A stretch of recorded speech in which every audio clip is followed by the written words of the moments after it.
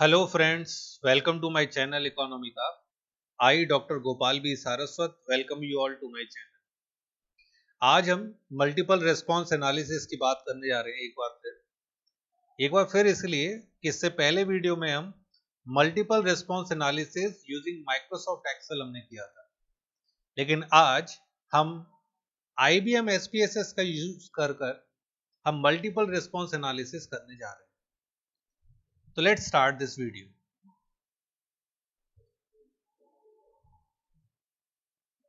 हमने last video में देखा था कि हम एक टपरवेयर का क्वेश्चन आयर फिल हमने कराया था, जिसमें एक मल्टीपल रिस्पॉन्स क्वेश्चन था। What type of storage container do you use in your kitchen, and we asked our respondent to mark more than one answer. एक से ज्यादा आंसर करने की छूट थी। तो हमने तीन ऑप्शन दिए थे, स्टेनलेस स्टील, प्लास्टिक प्रोडक्ट और ग्लास कंटेनर।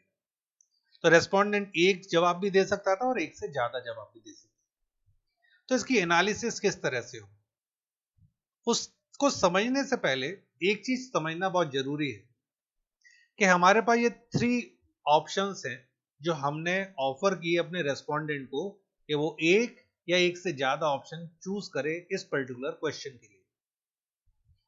तो हमने थ्री ऑप्शंस अपने रेस्पोंडेंट्स को दिए और एक क्वेश्चन था। तो इसका मतलब ये हो गया कि अगर मैं इन तीनों ऑप्शंस के रेस्पॉन्सेस को क्लब करूं तो फाइनली मुझे आंसर किसका मिलता है, what type of storage container do you use in your kitchen. तो इस एक क्वेश्चन का आंसर मुझे ये तीन रेस्पॉन्सेस से के मिले हुए आंसर से मिलने वाला है। इसको अगर मैं नटशेल में कहूं तो अगर मैं तीनों रेस्पॉन्सेस के आंसर्स को क्लब कर दूं तो finally I come to a conclusion of this particular college a question that what storage container a particular respondent use. So हमें यहां तक भाई बात क्लियर हो गई कि किस तरीके से हमारा क्वेश्चन का आंसर हमें इन तीन रेस्पॉन्सेस के आंसर से मिलेगा। तो लास्ट वीडियो में जैसे कि मैंने आपको बताया था कि हमने जो क्वेश्चन पूछा उसमें हमारे पास कई सारे ऑप्शंस थे, लेकिन हमारा जो रेस्पोंडेंट है, किसी ने आंसर दिया टपरवेयर, किसी ने आंसर दिया, रेस्पोंडेंट टू ने कहा Tupperware, Cello and Milton, third ने सैलो मिल्टन, फोर्थ ने कुछ और फाइव ने कुछ और। तो जब हमने इसकी कोडिंग की तो कोडिंग कुछ इस तरह से थी कि हमने रेस्पोंडेंट की आईडी ली और जिसने टपरवेयर कहा उस रेस्पोंडेंट को, जहां टपरवेयर पहले रेस्पोंडेंट ने कहा तो उसको हमने कर दिया 1 और जहां नहीं कहा उसको कर दिया 0। तो फर्स्ट रेस्पोंडेंट ने टपरवेयर कहा तो सैलो, मिल्टन और मोदी केयर ये तीनों 0 हो गए। सेकंड रेस्पोंडेंट ने टपरवेयर, सैलो, मिल्टन का, टपरवेयर, सैलो, मिल्टन, तो ये 0 हो गया। तो इस तरह से हमने ये कोडिंग कर ली थी लास्ट। तो ये कोडिंग करने के बाद हमारी एक एक्सेल शीट तैयार हो चुकी है। अब हमें पहला काम करना है तो उस एक्सेल शीट को IBM SPSS पे अपलोड करना है, या जो हम कहें IBM SPSS पर इसे हमें फाइल को इंपोर्ट करना है for further analysis. Let's do that. तो ये मेरे पास IBM SPSS मैंने ओपन कर लिया और यहाँ पर मेरे पास ये डेटा व्यू पर मैं देख रहा हूँ। इसमें दो व्यूज होते हैं, डेटा व्यू और वेरिएबल व्यू। मैं डेटा व्यू के अंदर हूँ। मैं फाइल में गया, फाइल में इंपोर्ट डेटा, और इंपोर्ट डेटा में एक्सेल फाइल, मेरी जो कोडेड फाइल है उसको मैंने यहाँ से लोकेट किया। डेस्कटॉप पर मैंने सेव की हुई है मल्टीपल रेस्पॉन्स के नाम से। इस फाइल को मैंने ओपन कर दिया। जैसे ये फाइल ओपन हो गई तो डेटा व्यू पे मेरे सभी वैल्यूज आना शुरू हो जाएंगे। तो ये पहले इसने मुझे प्रीव्यू दिखाया मेरी फाइल का, मैंने ओके कर दिया और ओके करने के साथ इसने मेरे फाइल का डेटा को इंपोर्ट करके और SPSS पर लेकर आ गया। आप देख सकते हैं ये आईडी है, ये स्टेनलेस स्टील मेरा पहला वेरिएबल, दूसरा ऑप्शन मेरा था प्लास्टिक कंटेनर और थर्ड ऑप्शन था ग्लास कंटेनर। तो यहाँ मेरे सभी रेस्पॉन्सेस कोडेड है। कोडेड का मतलब सिंपल ये था कि जिसने भी स्टेनलेस स्टील कहा यस वो यूज करता है तो उसको मैंने 1 कहा, और नो करता है तो हमने उसको 0 कहा। तो पहले डेटा व्यू से वेरिएबल व्यू में आ जाते हैं। आप देखें मेरा पहला वेरिएबल है आईडी, जो मेरे रेस्पोंडेंट की आईडी है। दूसरा मेरा स्टेनलेस स्टील है। न्यूमेरिक वेरिएबल है ये सारे। यहाँ सबसे पहले आप देखें वैल्यू लिखा हुआ है। वैल्यू क्या है, यहाँ पर मुझे बताना होगा जब मैंने कोड किया था कि 1 का मतलब क्या है। मेरे पास दो ही चीजें हैं हर एक वेरिएबल के अंदर, 1 और 0। आप देख सकते हैं डेटा व्यू में 1 और 0, 1 और 0, 1 और 0। 1 मतलब यस और 0 मतलब नो। वो नो मतलब यूज नहीं करता है। तो मैं वेरिएबल व्यू में आ गया, यहाँ वैल्यूज के अंदर नन लिखा हुआ है, इस पर क्लिक किया, 3 डॉट्स हैं, इस पर क्लिक किया। तो 1 का मतलब क्या है, आंसर अगर किसी ने 1 दिया यस वो यूज करता है, और 0 का मतलब क्या है, नो। ऐड कर दीजिए, ओके पर क्लिक कर दीजिए। और ये बाकी दो वेरिएबल्स जो है उनके लिए भी सेम रहने वाला, तो मैं इसको कॉपी कर लेता हूं और इन दोनों पर पेस्ट कर देता हूं। तो सभी वेरिएबल मेरे कोड हो चुके हैं। आप देखिए इससे होगा क्या, अभी आप देख रहे हैं 1 एंड 0, 1 एंड 0।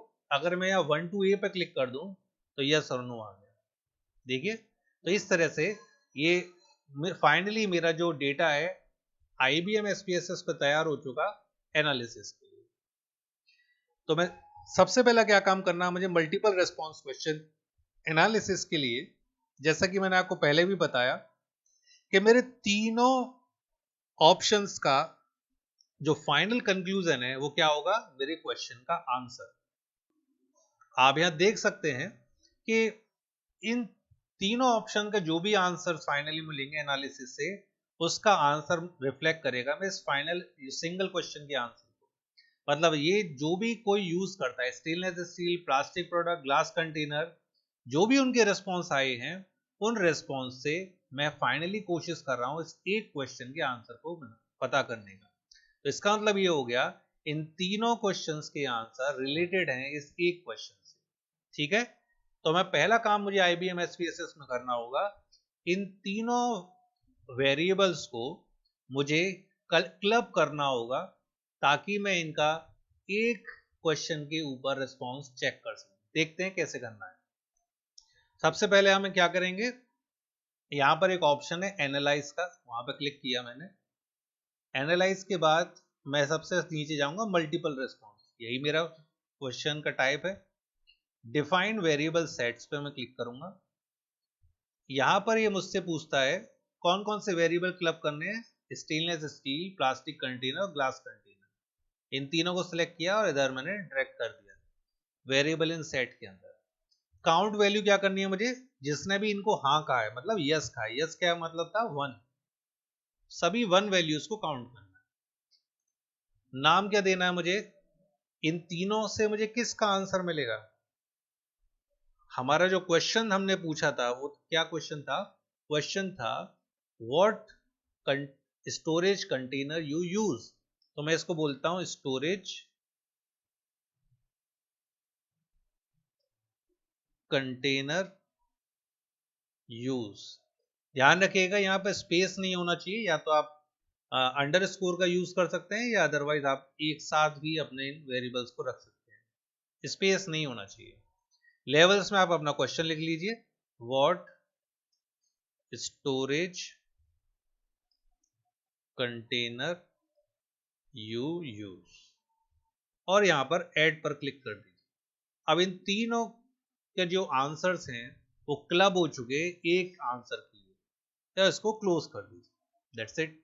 आप देखिए एनालाइज पर फिर दोबारा जाइए, मल्टीपल रिस्पॉन्स और फ्रीक्वेंसीज पर क्लिक कर दीजिए, इसको सिलेक्ट करके इधर ड्रैग कर दीजिए और ओके पर क्लिक कर दीजिए। ये आप देखेंगे कि SPSS ने एनालिसिस कर दी और इसने मुझे दो रिजल्ट प्रेजेंट किए, केस समरी और दूसरा स्टोरेज कंटेनर यूज फ्रीक्वेंसीज।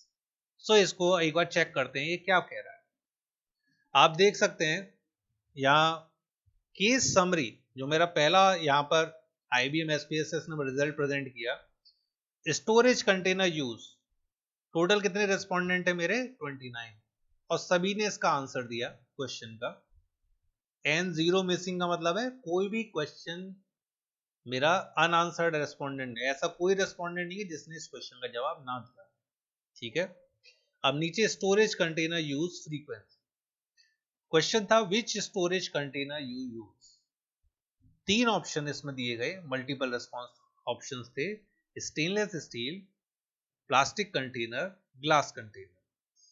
तो यहाँ पर 16, 21 एंड 16 आप देख सकते हैं, टोटल आपको n दिखा रहा है 53, लेकिन आपको याद रखना होगा मेरा एक ही रेस्पोंडेंट एक से ज्यादा जवाब दे सकता था। अगर किसी ने फर्स्ट रेस्पोंडेंट ने स्टेनलेस स्टील कहा तो वो ग्लास कंटेनर और प्लास्टिक कंटेनर इन दोनों पर भी टिक कर सकता है, इसलिए यहाँ एन यहाँ पर और यहाँ पर आपको डिफरेंस दिखाई देगा, कोई इश्यू नहीं है इसमें। आपको स्टिक करना है इस रेंज पर। आप देखें यहाँ पर around 39.6% of my respondent they are saying that they use plastic container. Around 30.2% are saying that they use stainless steel as well as glass container both. So यहाँ एक चीज क्लियर है कि मेरे एग्जिस्टिंग जो रेस्पोंडेंट्स हैं they are highly aware about the use of plastic container for the purpose of storage container. So this is clearly indicated from this particular analysis. Okay. Now moving ahead, हम अब क्या करेंगे, एक graph और बना लेते हैं ताकि ग्राफ बनने से हमारा डेटा विजुअलाइज आसानी से हो सके। We can clearly showcase to our readers कि what we try to present. तो उसके ग्राफ बनाने के लिए क्या करना होगा, दोबारा से मुझे एक बार और क्लब करना होगा अपने तीनों ऑप्शंस को उस क्वेश्चन के साथ। तो मैं ऑप्शन है डेटा में जाऊंगा, डेटा के अंदर एक ऑप्शन है डिफाइन मल्टीपल रिस्पॉन्स सेट्स, इस पर क्लिक करूंगा। इन तीनों वैल्यूज को मैं पहले की तरह इधर ड्रैग कर दूंगा, काउंट वैल्यूज में मैं 1 लिख दूंगा, नाम इसका क्या है, स्टोरेज कंटेनर यूज, और क्वेश्चन मेरा वही सेम रहेगा, विच स्टोरेज कंटेनर यू यूज। इस पे ऐड कर दीजिए और ओके क्लिक कर दीजिए, दैट्स इट। आप देख सकते हैं इन्होंने कहा कि उन्होंने आपके लिए ये सेट बना दिया है। अब आपको क्या करना है, ग्राफ में जाइए, चार्ट बिल्डर पर क्लिक करिए और यहां आपसे पूछा जाएगा आप कौन सा चार्ट बनाना चाहते हैं। मैं यहाँ पर बार चार्ट बनाना चाहता हूँ, आप कोई सा भी ले सकते हैं, यहाँ कई सारे चार्ट्स अवेलेबल हैं। मैंने इस चार्ट को यहाँ से, आप दोबारा से देखिए, चार्ट को यहाँ से मैंने पिक किया और इस वाइट एरिया में मैंने ड्रॉप कर दिया, पिक एंड ड्रॉप। इसने मुझसे पूछा आपको एक्स एक्सिस और वाई एक्सिस पर क्या चाहिए, मैंने कहा मुझे ये जो मैंने वेरिएबल अभी बनाया था मल्टीपल रिस्पॉन्स, वो आपको यहाँ दिखाई दे रहा है, इसको मैं पिक करूंगा और एक्स एक्सिस पे लाकर छोड़ दूंगा। आप देखिए मेरा ग्राफ तैयार है, ओके पर क्लिक करिए और आप देख सकते हैं ग्राफ मेरे सामने। ग्राफ में अगर आप कोई चेंज, जैसे आप यहाँ देखिए simple bar count of which storage container you use, तो मैं चाहता हूं मेरा केवल क्वेश्चन यहाँ दिखाई दे, तो मैं डबल क्लिक करूंगा इस ग्राफ के ऊपर, एक नया विंडो ओपन हो जाएगा। यहाँ अपने इस टेक्स्ट जो कैप्शन लिखा हुआ है इस पर मैं क्लिक करके इसको आगे की जो लाइन है इसको डिलीट कर देता हूँ और इसको यहाँ से क्लोज कर देता हूँ। इसको कॉपी पेस्ट करके मैं कहीं भी यूज कर सकता हूँ। तो अब इसको एनालाइज कर लेते हैं। तो जब हम एनालिसिस देखते हैं, ग्राफिकल एनालिसिस, तो हम देखते हैं कि क्वेश्चन सबसे ऊपर है which storage container you use. So majority is goes with the plastic container. More than 20 respondents are using plastic container. Then glass container and stainless steel, they both around 17 of my respondent out of 29 equally using glass container. So this is analysis for my multiple response question. I hope you like my video. Thank you for watching.